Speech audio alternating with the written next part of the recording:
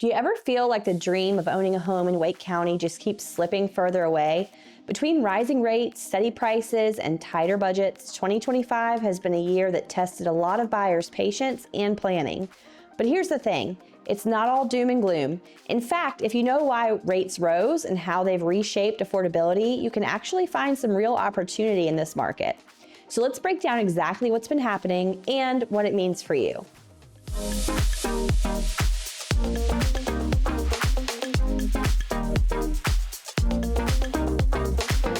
Hey everyone, I'm Sam Coe with Dream Team Realty Group right here in Wake County, North Carolina. On this channel, we help families, buyers, and sellers navigate all things triangle real estate, from market shifts and local trends to community life and affordability. If you love staying informed about what's really happening in our market, go ahead and hit that like button and subscribe to our channel. It really helps us reach more people who need clear local insight into North Carolina real estate. Okay, so let's start with the big one, interest rates. In 2025, mortgage rates have hovered between 6.5% and 7%, more than double what we saw back in 2020 and 2021. That shift alone has completely changed the affordability picture for buyers. For example, if you were buying a $500,000 home at a 3% rate, your monthly payment might have been around $2,100. At 7%, that same home now costs closer to $3,200 a month on your mortgage. That's over $1,000 more every single month. So even if home prices stay flat, your cost to own that same home has jumped significantly. So in Wake County specifically, affordability really took a hit, not just because of higher rates, but because prices didn't fall much to offset them.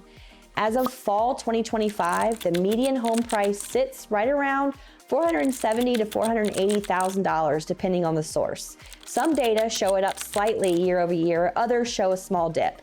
Either way, we're still at historically high levels, and buyers are definitely feeling that squeeze. And I got the squeeze! Monthly budgets are tighter, down payments take longer to save, and many buyers are recalculating what they can realistically afford.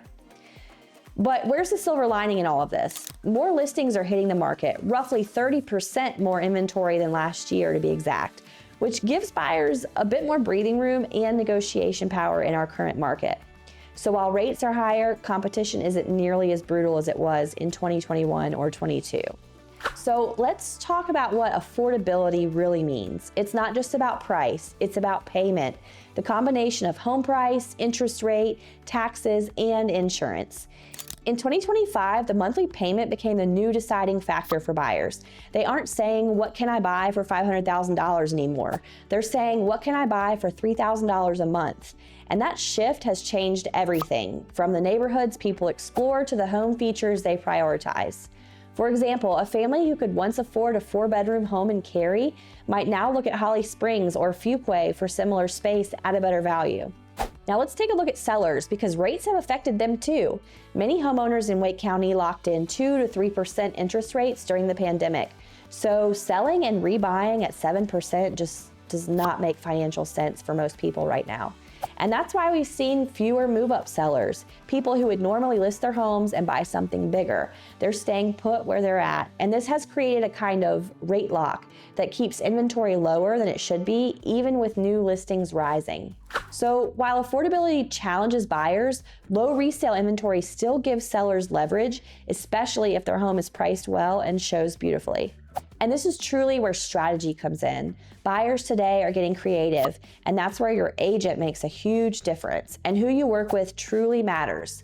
Seller-paid rate buydowns can shave off 1 to 2% of your first couple years of payments.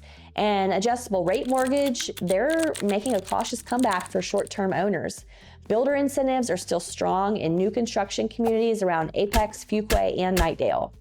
And we've even helped some families explore recasting or refinancing their rate down the road. So they're buying now and then lowering the rate later when the market shifts again.